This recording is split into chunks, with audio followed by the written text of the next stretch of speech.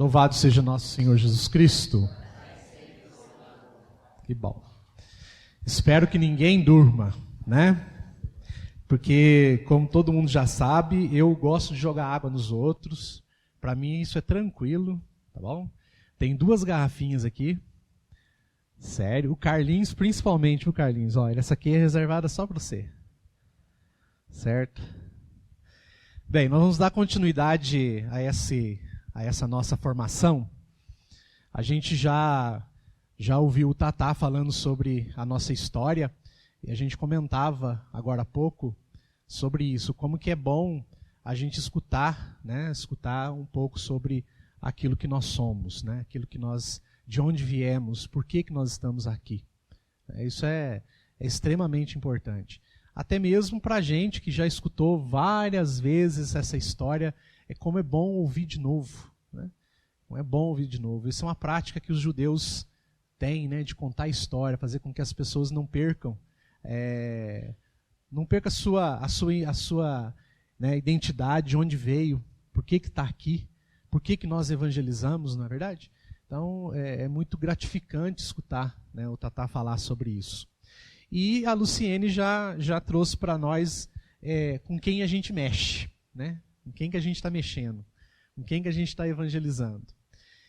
Eu quero dar sequência a esse nosso conteúdo, a nossa formação, trazendo um tema que é da igreja, né? Chamados a evangelizar. É um tema que a igreja vem fazendo, né? Desde o início, desde o seu nascimento, a igreja ela vem realizando esse chamado, ela vem respondendo esse chamado. Chamados a evangelizar. O que é isso? Né? O que é isso? O que é chamados a evangelizar? Eu sou chamado a evangelizar, mas o que é evangelizar? Não é verdade? O que a igreja fala sobre isso? O que nós temos que entender esse processo de evangelização? Eu estava preparando essa reflexão para vocês e eu cheguei à seguinte conclusão. Eu não vou trazer aqui de como evangelizar adolescente. Não vou falar sobre isso, porque senão eu vou estar batendo carteira da Jaine amanhã. Né? Cadê a Jaine? Ela foi dormir. Né? Sei como é que é. Senão eu vou bater a carteira da Jaine amanhã. Vou deixar para ela falar como que evangeliza os adolescentes. Né? Mas eu quero trazer para vocês a evangelização, aquilo que a igreja fala, o que é evangelização. Porque não tem a diferença, não existe evangelizar adolescente, ou evangelizar criança, evangelizar adulto, evangelizar uma pessoa já, né, que tem conhecimento, que não tem conhecimento. Evangelizar é evangelizar. Não existe vários jeitos, várias maneiras, várias situações. Evangelizar é evangelizar. A igreja, ela define evangelização como um anúncio de Jesus Cristo, explícito de Jesus Cristo. Isso é evangelizar. E isso nós devemos fazer para qualquer idade, qualquer situação, qualquer ambiente que a gente crie para evangelizar. O anúncio da evangelização é esse. Ponto. Né? O que existe são linguagens, formas, né, de evangelização. Né? Ou nós podemos dizer de estruturas de evangelização. Né? Então a igreja ela vai nos ensinar um pouquinho sobre o que é evangelizar, ou o que nós somos, a que nós somos chamados a evangelizar. Né? Então é bom a gente primeiro falarmos, né, de evangelização. E, né, para falarmos de evangelização, temos que explicar primeiramente qual é a missão da igreja. Né? A missão da igreja ela é extraída do seu próprio nome, igreja, né? Que lá ela é formada então por 2 verbos, né? 2 verbos gregos que se formam eclésia, né? Igreja, que significa, né, chamados, né, ou convocados de dentro para fora. Então o próprio nome da igreja define o que é evangelização. De dentro para fora.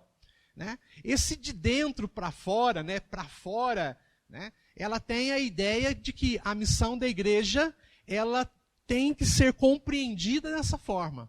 Porque o texto que dá fundamento para essa realidade, nós encontramos lá no Evangelho de São Marcos, no capítulo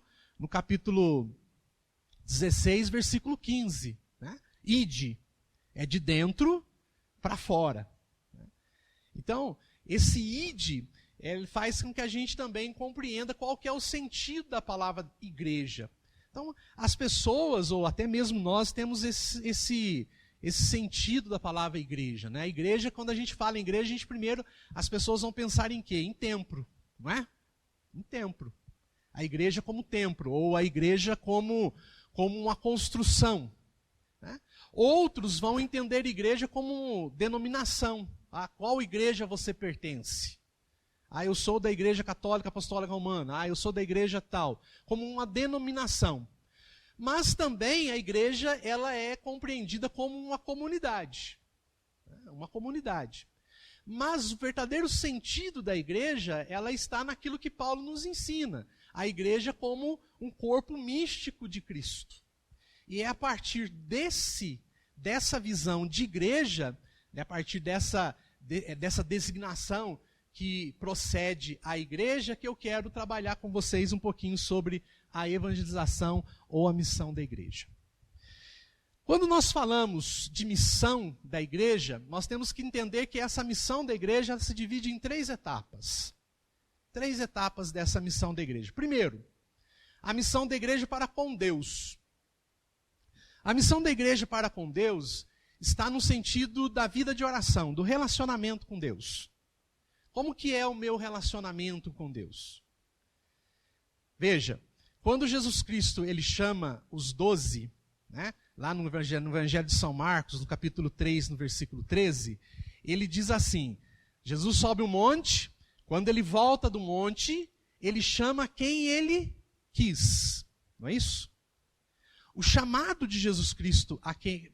Né, aquelas pessoas, e ele chama quem ele quis, o texto vai deixar bem claro para a gente que a primeira coisa, ele chama quem ele quis primeiro, para ficar com ele. Para ficar com ele. Ora, não é de imediato que Jesus Cristo já envia os discípulos.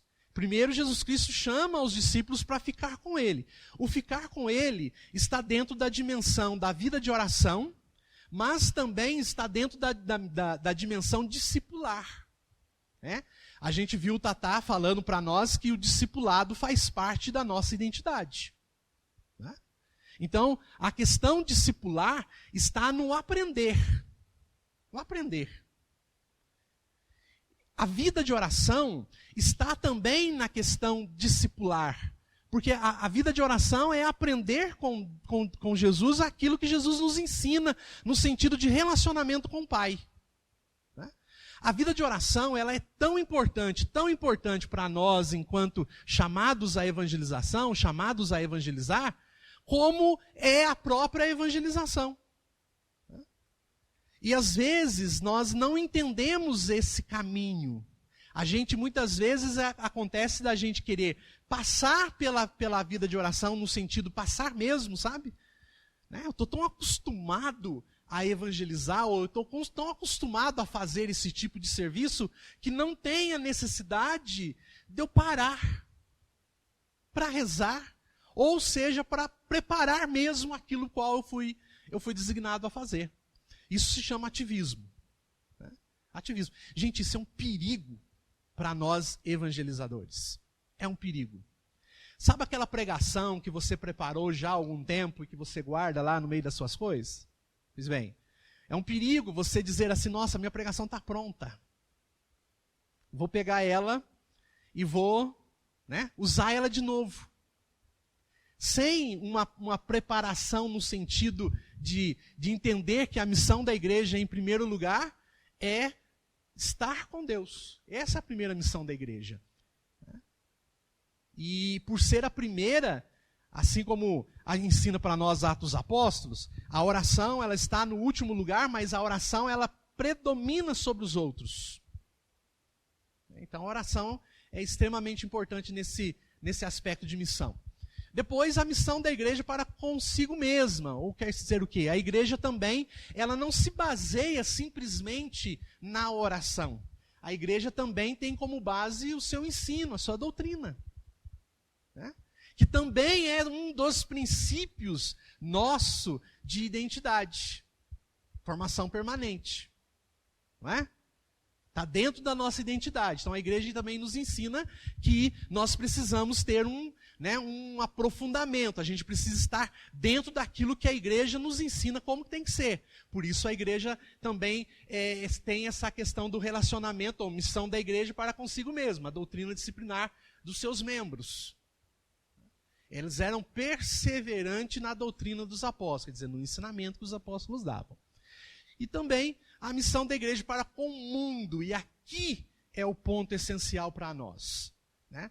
Aqui é o ponto essencial para nós. A igreja como missão para o mundo. Pregar e ensinar o evangelho. Ora, eu trouxe essas duas questões porque são questões totalmente diferentes umas da outra. Pregar é uma coisa, ensinar é outra. Entendeu? E às vezes, as nossas pregações, ela corre o risco muito grande de virar um ensino e não uma pregação. Né? Ou a gente estar dentro de um ambiente de ensino e pregar. Entendeu? Por isso que São João Paulo II, quando ele escreve um documento importante, também um documento pequeno da igreja, quando ele vai falar da diferença entre querigma e catequese dentro da igreja. Certo? Então essa é a dimensão, as três dimensões da igreja, dentro da missão. Nós vamos trabalhar essa última dimensão aqui, que é a igreja para o mundo. Então nós traremos apenas a última etapa da missão da igreja, que isto é, da sua missão para com o mundo. O texto de referência é aquilo que eu acabei de falar. Ide por todo mundo, pregai o evangelho a toda criatura. Esse é o chamado da igreja. Essa é a convocação da igreja. Ide por todo mundo, pregai o evangelho a toda criatura. Veja, Jesus Cristo ele não pediu outra coisa para a igreja fazer. Certo? A única coisa que Jesus Cristo pede para os discípulos é que faça isso. Ir, quer dizer, tornar-se igreja, quer dizer, sair de dentro para fora, né? O que o Papa vai chamar de igreja em saída, né? Uma igreja em saída, ir por todo mundo pregar o evangelho. Essa palavra ide, ela se baseia no id imperativo, quer dizer, no id de mando. Né? É uma ordem que está sendo feita aí. Jesus Cristo não está dizendo, se vocês quiserem, pode ir. Não, ele tá dando uma ordem. Ide é uma ordem. Então essa ordem de Jesus, ela que ecoa na história da igreja, e essa história da igreja, ela é através de todos os séculos que nós já vivemos, que tem vencido os obstáculos que têm se colocado diante da igreja. O ide, ela venceu aí, depois do dia de Pentecostes, né, 2000 anos, mais de 2000 anos de obstáculos. E olha que não foram poucos obstáculos, não. Né? A igreja ela está aqui hoje, nós estamos aqui hoje enquanto igreja evangelizadora por conta desse ide que o Senhor nos deu. Nós vencemos vários obstáculos. Ou vocês não encontram obstáculos na evangelização dos adolescentes? Não é? Então, não desanimar diante desta ordem é fundamental. Né? Então, Cristo, além de nos ordenar para que a gente pregue o Evangelho, Ele coloca à nossa disposição todas as capacidades para cumprirmos esta ordem. Veja, o texto de Marcos, ele diz assim: ide por todo mundo, pregai o evangelho a toda criatura. Aqueles que crerem serão salvos. Aqueles que não crerem serão condenados. Certo? Aqueles que crerem são salvos, aqueles que não crerem são condenados. Aqui Jesus Cristo coloca para nós uma condição muito interessante. A primeira condição é que aqueles que crerem, quem que crê? Eu ou aquele a qual eu anuncio? Quem acredita? Aquele que prega ou aquele que está ouvindo a pregação? Muito bem. A função de acreditar é de quem? É do ouvinte, certo? Entre o ouvinte e o pregador, existe uma outra ação que se chama Espírito Santo, certo? Então, entre o pregador, entre eu e vocês, ouvintes, existe uma ação. Essa ação é a ação do Espírito Santo. O Espírito Santo, ele age em mim enquanto pregador, enquanto quem anuncia a palavra, ou enquanto evangelizador.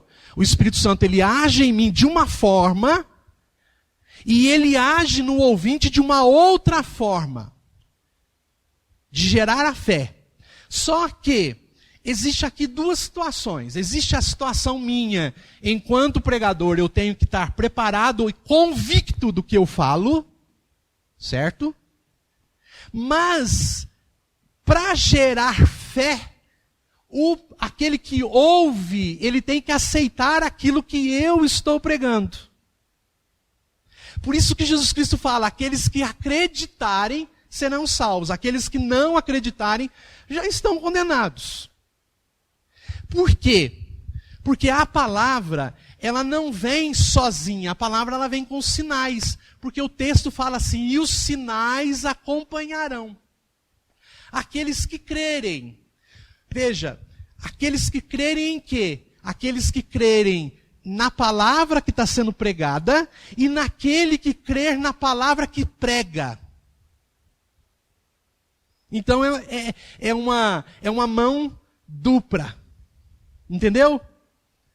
O crer para a ação carismática do Espírito, porque aqui ele está falando de sinais na evangelização, o crer não está só no sentido de quem ouve e acredita e é salvo, mas também no sentido daquele que prega, porque a ação do Espírito Santo carismaticamente está nesse sentido, na minha ação enquanto pregador, enquanto evangelizador, e na ação do Espírito Santo no coração daquele que ouve a pregação convicta.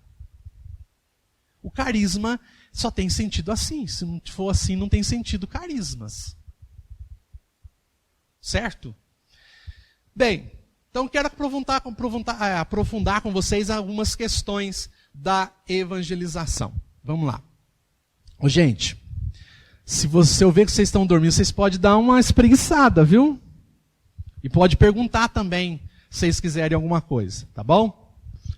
Se quiser levantar e falar assim, professor, deixa eu ir no banheiro, eu deixo também, viu? Pode ficar tranquilo. Certo? Evangelho e evangelismo, né? Quando a gente fala evangelismo, a gente fica assim, nossa, evangelismo é coisa de crente, não é verdade? A palavra evangelismo não tem nada a ver com o crente usa mais a palavra evangelismo do que a gente, mas a gente vai entender um pouquinho sobre essas questões aí, tá certo? Então, quais são as definições de termologia do evangelho? Primeiro, antes, o evangelho significava o pagamento pela transmissão de boas notícias. Quando nascia, por exemplo, o filho do imperador, ele dizia, ou ele passava, né, uma palavra que se chamava evangelho. Né? Então, essa era a boa notícia. Nós, nos dias de hoje, nos nossos dias, né, depois da morte de Jesus, a palavra do evangelho passou a ser mais popular e mais usada por nós através do anúncio. Né?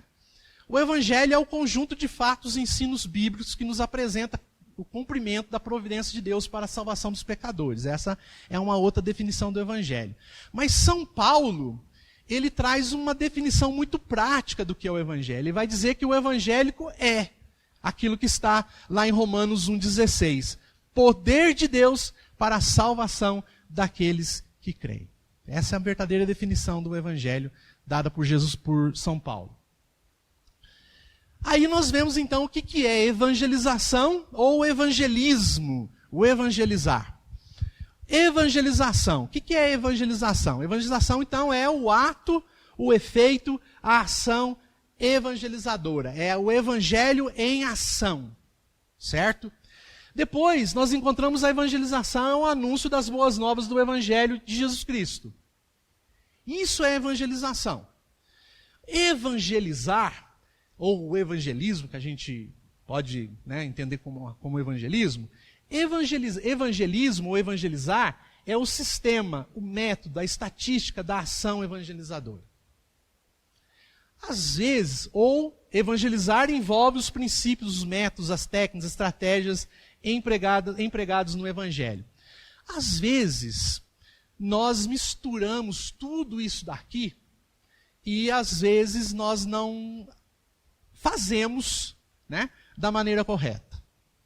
Veja, evangelizar ou pensar em evangelizar é no sentido de você parar, ver, distinguir, planejar e elaborar.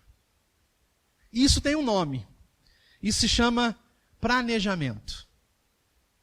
Certo? Vamos evangelizar os adolescentes. Mas espera aí, de que jeito? De que forma? De que maneira? Quais as técnicas? Né? Quais as técnicas? O que eu vou fazer? Qual a criatividade que eu vou fazer? O que o grupo ou a equipe definiu que vai ser feita com esses adolescentes? Isso é evangelizar, é pensar em evangelizar. A evangelização já é aquilo que você planejou colocado em prática. Certo? Quais são os resultados que eu vou ter com isso? Quais são os resultados? Né? O que eu quero formar com esses adolescentes? Eu quero que eles passem pelo grupo de adolescentes, simplesmente que eles atingem logo os 17 anos que vai para o grupo de jovens?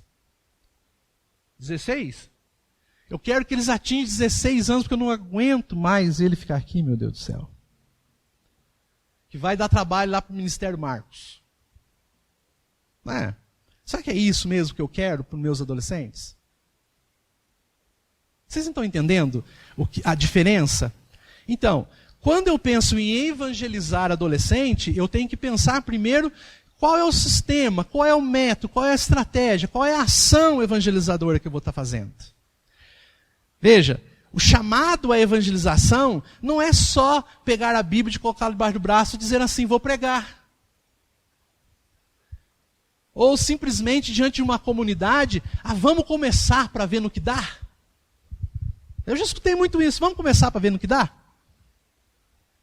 Aí começa de qualquer jeito, de qualquer maneira, de qualquer forma, sem um planejamento. Aí você fala assim, nossa, mas aonde está a ação de Deus aí? A ação de Deus está no seu coração, na sua disposição em sentar, pensar, planejar, porque isso é bíblico. Jesus Cristo fala assim, qual reino que vai lutar contra o reino não senta primeiro para ver se tem condições de vencer.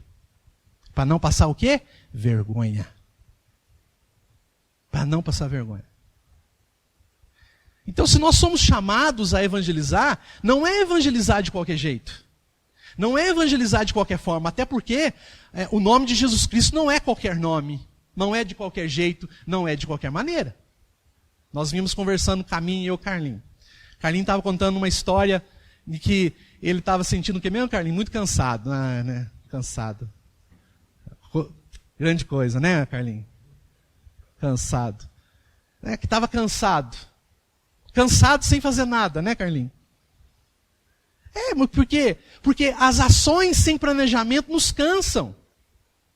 E nos cansam de tal forma de não fazer nada. Porque não há planejamento. Aí a gente fica ali, sabe? É igualzinho a história do... Né, Geraldo? É igualzinho a história do... Como é que é o negócio que andava aqui em cima mesmo, Geraldo? Corria para lá, corria para cá aqui em cima? Gambá. Aqui, gente, em cima desse negócio aqui, ó, tinha um gambá que andava para lá e para cá. E uma vez estava tendo um encontro do Ministério de Música. Nos quartos ainda tem, viu, gente? E uma vez estava tendo um encontro de músico aqui. Meu cunhado estava sentado aí onde está o João. Está sentado aí, ó, João. E passou um gambá, tinha um buraco. O gambá caiu no colo dele.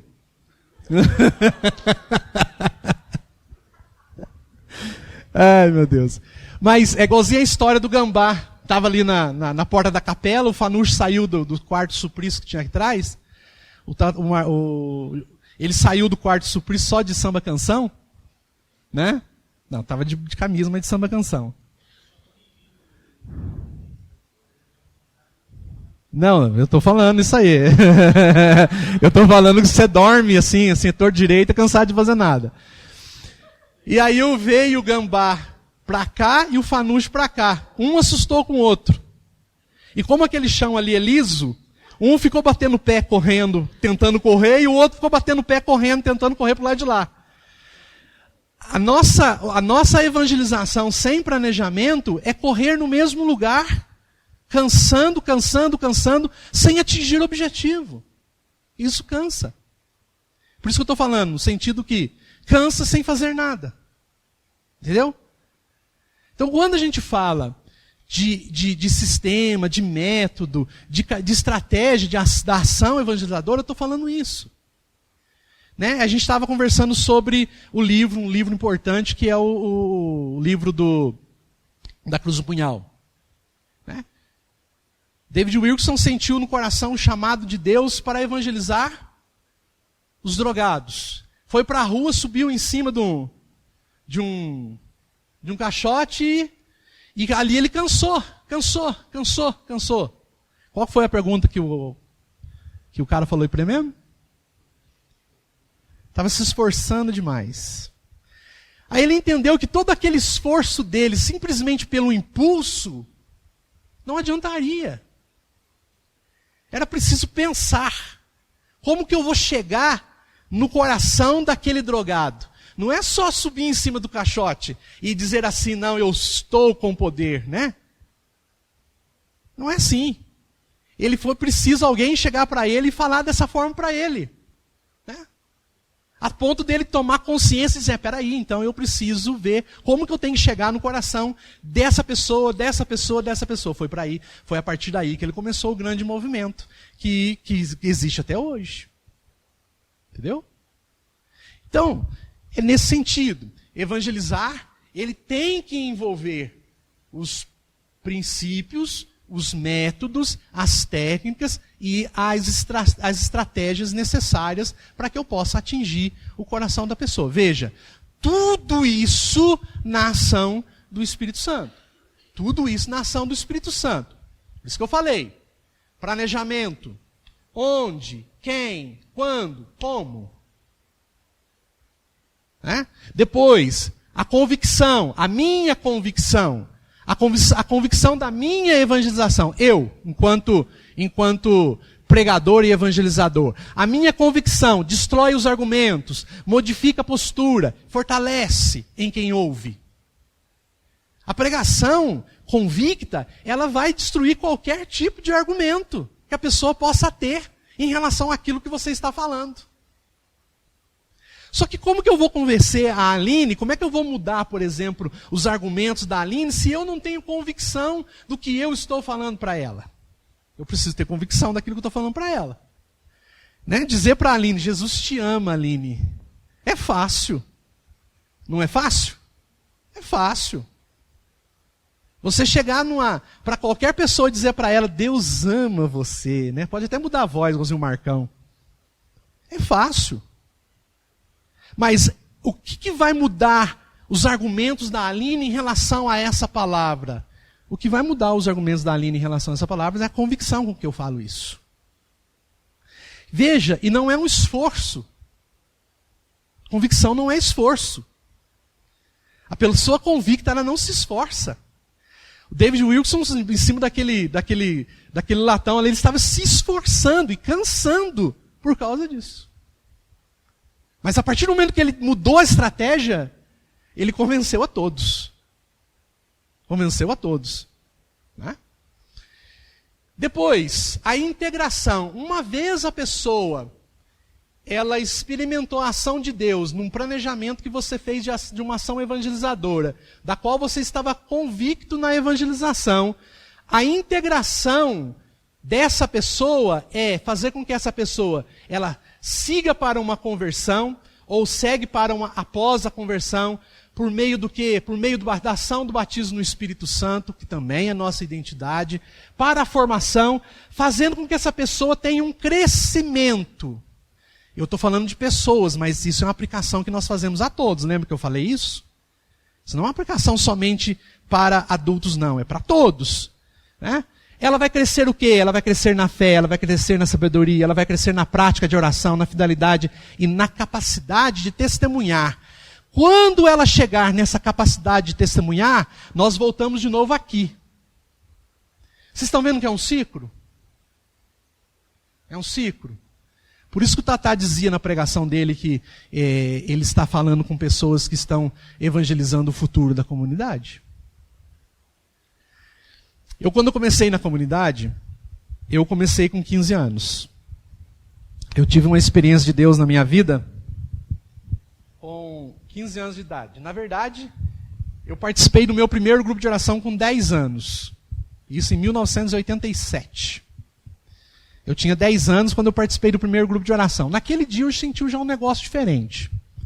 Mas somente aos 15 anos que eu tive uma experiência de Deus que me levou para a comunidade. Né? Só que nessa experiência de Deus, quando eu cheguei na comunidade, naquela época não podia entrar na comunidade se não tivesse experiência de oração. Hoje nem tanto, né? Mas não podia. Só que para fazer experiência de oração na época, primeiro tinha que passar pelo seminário de iniciação. E não era aquele seminário, sabe que seminário que a gente tem hoje de 9 semanas? Não, era infinito. Era interminável. Seminário do Anísio, isso mesmo. A hora que chegava no 15º tema, inventava mais uns 5. Né? Bem, eu falei assim, se é para mim entrar na comunidade, eu vou fazer o seminário. Eu vou fazer o seminário, E eu ia fazer experiência de oração. Naquela época não tinha uma idade mínima para fazer experiência de oração, não. Eu fiz experiência de oração com 15 anos. No meio do seminário, falaram para mim, vai ter experiência de oração. Eu falei assim, eu vou para essa experiência de oração. E chegou, faltando 2 dias para a experiência de oração, ninguém falou nada. Eu falei assim, eu fiquei tão decepcionado. Eu falei assim, podia que alguém quebrasse a perna e eu ficasse num lugar para mim ir para essa experiência de oração. E não é que foi mesmo? Eu fui fazer experiência de oração. Na sexta-feira de manhã, fomos buscar em casa para fazer experiência de oração, que começaria à tarde. Eu fiz a minha mala, nem sei que jeito que foi essa mala para a experiência de oração. Bem, fiz a experiência de oração. Quando eu voltei da experiência de oração, eu já entrei para a comunidade. Com 15 anos. Fiquei 1 ano na comunidade, sem fazer nada, porque não me davam nada para fazer. Um dia um minoro chegou para mim e falou para mim assim, Wilson, o que você quer ser na comunidade? O que você quer fazer na comunidade? Você está sem fazer nada? Está aí só de braço cruzado? Eu disse para ele, eu quero pregar. E ele falou assim, então, se você quer pregar, vamos investir no você. E foi o que ele fez.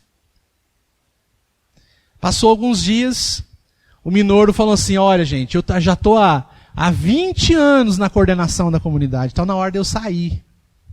Vamos eleger uma nova coordenação. Elegeu.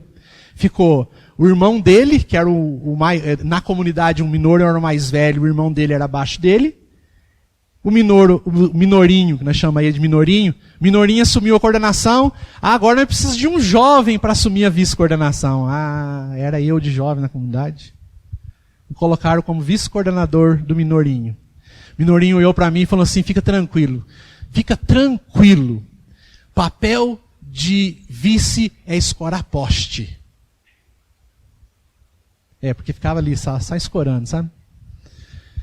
Eu falei, tá bom, já que é só para isso, né? Passou 20 dias, a esposa do minorinho fica grávida, ele tinha acabado de adotar uma menininha de 1 mês de vida, e era gravidez de alto risco, o minorinho chegou falando assim, vou ter que deixar a coordenação. Quem assume? O vice. Com 16 anos eu coordenava a comunidade de Bom Repouso. 16 anos eu estava coordenando a comunidade. Fiquei 20 anos na coordenação da comunidade. Mas o aprendizado. Sabe por quê? Porque quando a gente chega à capacidade de testemunhar, nós temos que assumir todo o processo de evangelização. Todo o processo de evangelização. Por isso que os nossos adolescentes, eles não podem ficar só na aguinha com leite que nós muitas vezes pensamos em dar para eles, não. Quando você perceber que eles estão já maduros o suficiente para assumir algum tipo de serviço dentro do grupo que seja, taquem eles para fazer. Taquem eles para fazer.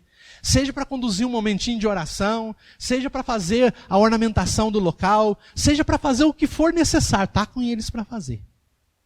Porque é um ciclo. Para nós não corrermos o risco, a hora deles saírem do grupo, a hora deles sair do grupo que é para assumir lá a juventude, eles não vão como simplesmente, meramente participantes, assistindo, não. Já vão para lá com a capacidade do serviço. Por quê? Porque vocês, como evangelizadores de adolescentes, levaram eles a uma experiência de Deus, através da sua convicção em relação a Deus na sua vida, levaram eles a ter uma experiência de Deus que eles são maduros o suficientes para assumir também a comunidade. Para assumir também a comunidade. Isso é um processo. Então nós não podemos chegar ao ponto deles chegarem e completar 16 anos e dizer assim, agora vocês vão para o grupo de jovens, vão chegar lá, vão sentar e vão participar também. Até quando? Até que dia? Até eles descobrirem uma coisa melhor para fazer e sair? Porque é o que acontece. Porque quando vão para a faculdade, é isso que a faculdade vai mostrar para eles. Né? É isso que vai acontecer. Diante disso, nós damos sequência. E aí nós vemos que a evangelização, ela tem esse caminho, como eu disse para vocês, é um círculo, não acaba. Veja, o ID, ele vai levar as pessoas ao encontro de Jesus Cristo. Esse encontro de Jesus Cristo vai fazer discípulos. Esses discípulos vão ter uma experiência do batismo no Espírito Santo. E esses discípulos vão então para a comunidade que ensina. E essa comunidade que ensina entra de novo no processo de evangelização. Esse é o nosso chamado. Esse é o nosso chamado. Nós temos que fazer com que esse círculo ande. Em todos os sentidos. Né? Por quê? Porque este aspecto ele vai ser um aspecto de edificação da comunidade. A igreja, vivendo esse círculo, ela vai viver a sua edificação. A edificação da igreja, a igreja que é edificada, a igreja que é comprada pelo sangue de Jesus Cristo, porque a primeira carta de Pedro fala isso, e a igreja que é revestida de poder. Então a igreja, ela é edificada. Se a igreja é edificada, nós vamos entender, e essas pessoas a quem nós evangelizamos vão entender o que é igreja. E o porquê que elas estão ali. Vai dar sentido à igreja, vai dar sentido a tudo aquilo que a igreja é. Né? Os nossos adolescentes, por exemplo, qual o sacramento do qual os nossos adolescentes estão sendo preparados? É o crisma. Vocês sabem como que é chamado o crisma na igreja? Como que é chamado o crisma na igreja? Espanta cristão. Sacramento do adeus. Sacramento do sumiço. E unção dos enfermos espiritual. Essa eu nunca tinha visto. Não vamos mudar então. Extrema unção. Extrema unção. Ora, para aqueles que não têm esse processo de evangelização, eles não vão entender o crisma como um início, como a Lu já disse para a gente, a apresentação para a igreja. Né? Eles não vão entender. Mas aqueles que são evangelizados por nós, será que eles entendem o crisma dessa forma? Porque se estiverem entendendo o crisma como a Deus, nós também estamos sendo falhos na nossa evangelização. Se a nossa base é batismo no Espírito Santo, que para a igreja, o crisma é batismo no Espírito Santo.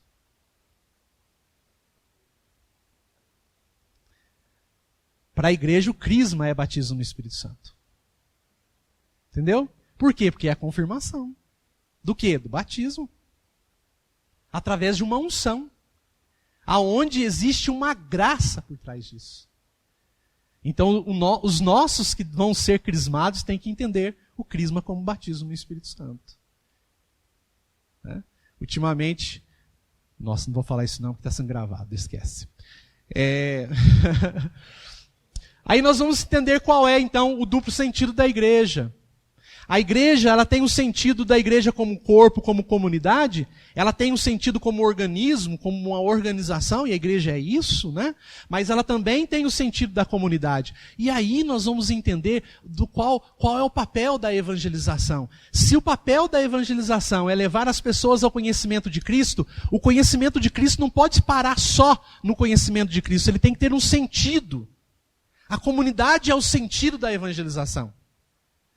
E isso nós encontramos no texto, né, de Atos Apóstolos. No Atos Apóstolos, capítulo 1, no versículo 14. Pedro de pé prega. As pessoas que ouvem são as pessoas que compõem a comunidade depois. Aqueles 3.000 convertidos vão para onde? Vão para a comunidade. E ali, Atos 2:42, é aqueles que ouviram a evangelização da igreja. É uma sequência. Entendeu? Então, a mensagem deve ser a mesma, é Cristo que deve ser anunciado, então não tem invenção de moda, né? Não tem invenção de moda. Quem que nós pregamos? Nós pregamos Cristo. A nossa pregação é cristocêntrica. Então, às vezes a gente fica preocupado com o que falar. Não, fale de Jesus Cristo. Se você estiver falando de Jesus Cristo, você está evangelizando. Ela é cristocêntrica e ela tem como base do ministério, a base ministerial, ela é baseada naquilo que é o tríplice mundo sacerdotal de Cristo, sacerdote, rei e profeta, né? É nesse sentido. E as pessoas evangelizadas, a evangelização, dentro dessa ação evangelizadora, ela acontece de pessoa a pessoa, a mensagem não restringe a um grupo, mas a todos sem distinção. Entendeu? Então a evangelização ela acontece assim na igreja, assim como aconteceu com Paulo. E aí, quais são os métodos de evangelização? Os métodos de evangelização ela acontece de pessoa a pessoa. Os métodos de evangelização acontecem em massa. E os métodos de evangelização acontecem... Jesus, não consigo ler o que está aqui. Os métodos de evangelização acontecem dentro dessas técnicas de evangelização, né? E dentro de uma estratégia de evangelização, aquilo que nós já falamos. Então, pessoa a pessoa ainda é o maior método de evangelização. Viu, gente? Ainda é. O maior método de evangelização é tete a tete. Viu? Uma coisa que nós perdemos nesses últimos tempos, em toda a igreja, é essa questão da evangelização pessoal. Né?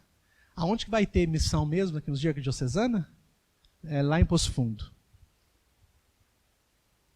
Né? A evangelização pessoal, tete a tete, pessoa a pessoa. É claro, aí entra a questão da evangelização dos pequenos grupos, a evangelização das massas, né, e assim por diante. Isso eu já falei. Beleza.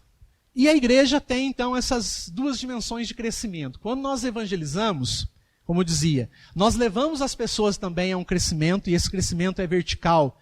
É o primeiro crescimento que nós proporcionamos às pessoas, o relacionamento com Deus, o conhecimento de Deus. Mas também a igreja, ela nos leva a um outro tipo de crescimento, um crescimento de natureza horizontal. Ao mesmo tempo que a igreja cresce no relacionamento com Deus, a igreja também cresce em comunhão.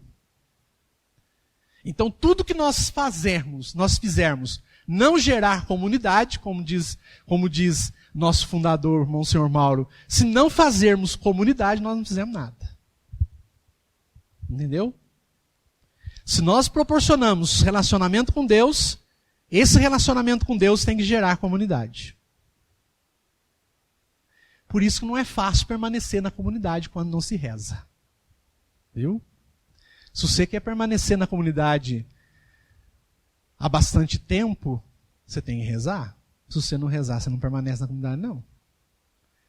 Porque enquanto você não reza, você passa a ser empurrado pelos outros dentro da comunidade. Só que chega uma hora, viu, gente? Os outros cansam de empurrar a gente, viu? Certo? E é uma baita de uma sacanagem você ficar empurrando os outros dentro da comunidade, viu? Comunidade é vocação e resposta. Se a pessoa está na comunidade e gosta de ser empurrada, é porque ela não deu resposta ainda. Mas até quando essa resposta não vai ser dada? Né? Então, esse crescimento também é um crescimento para a comunidade. E aí nós vimos, então, que a evangelização é um ato ou uma ação de evangelizar. Evangelizar é o método e como. E em tudo isso tem a ação de Deus como um carisma específico que está lá em Efésios 4, de 11 a 13. Eu queria que você pegasse comigo. Efésios, capítulo 4, versículo 11 a 13.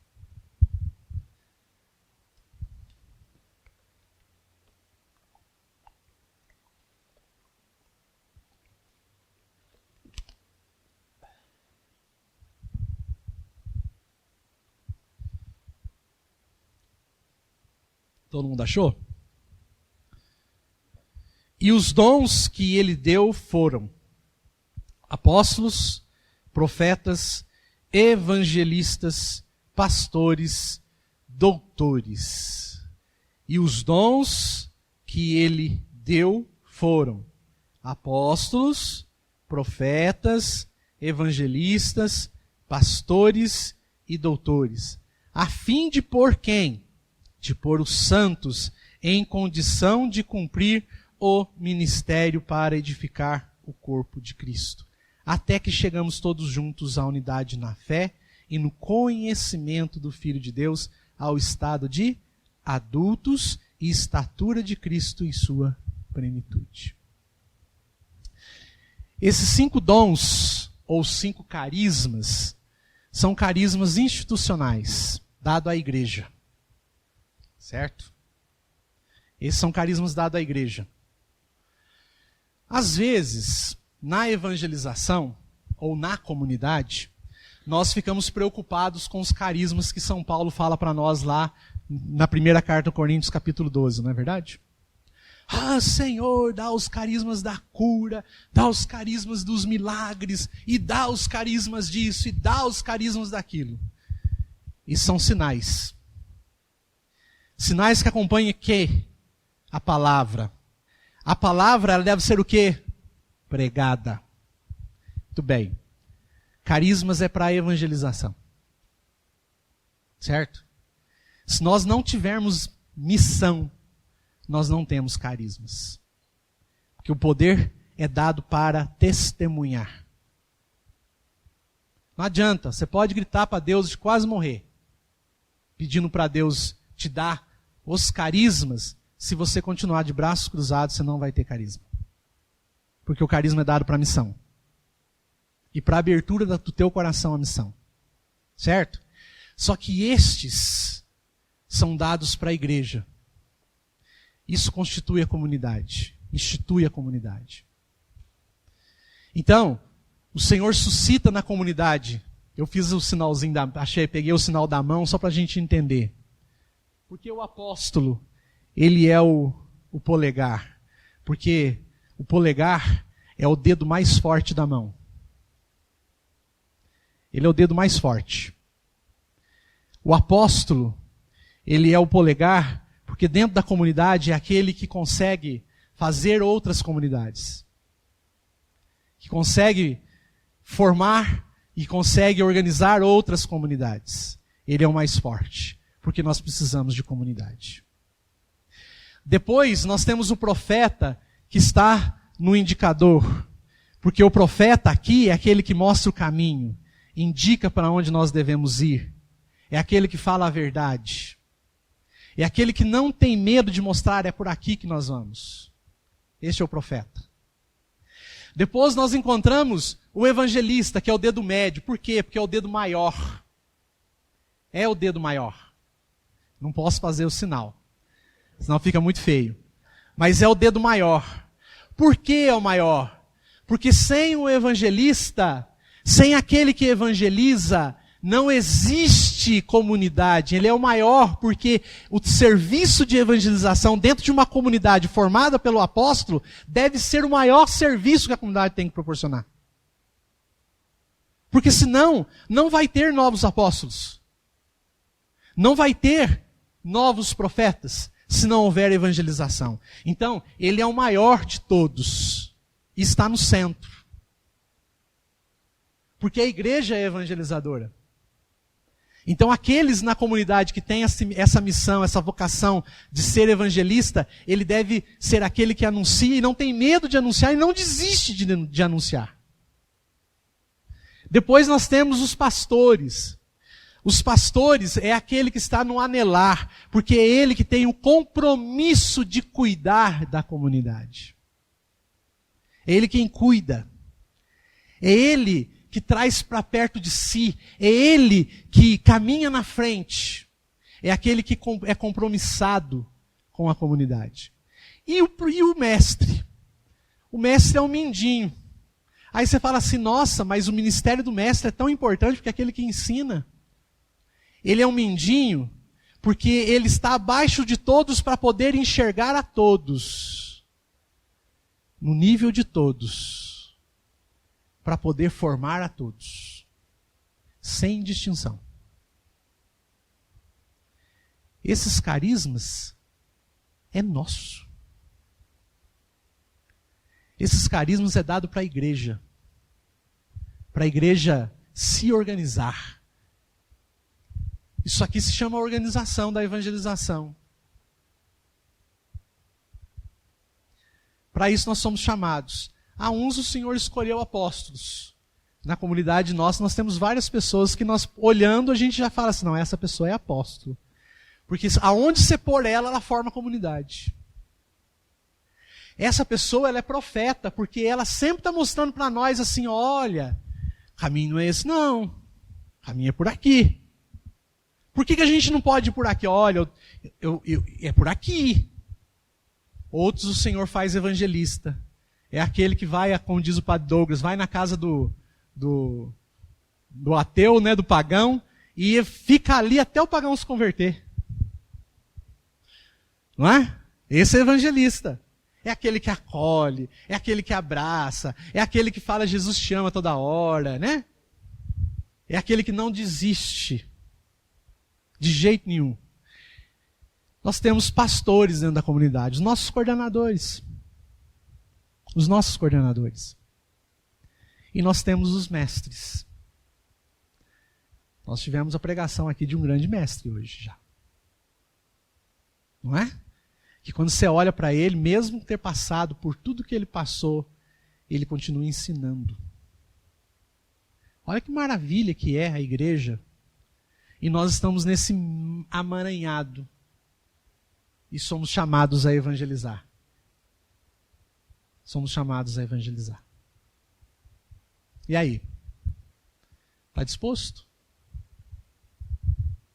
Está disposto a evangelizar?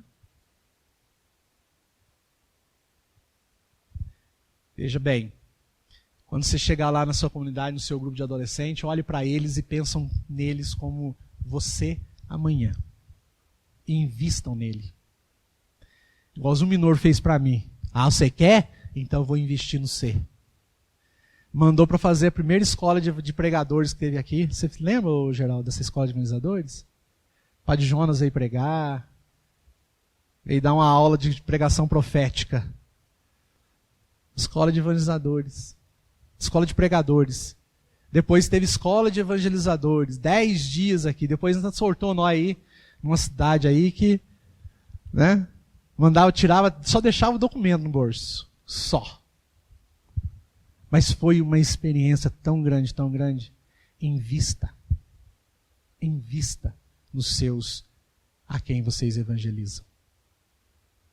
Perguntas?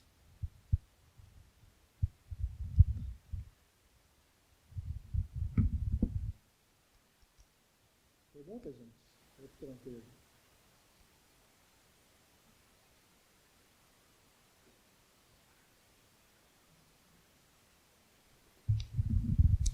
Amém. E agora?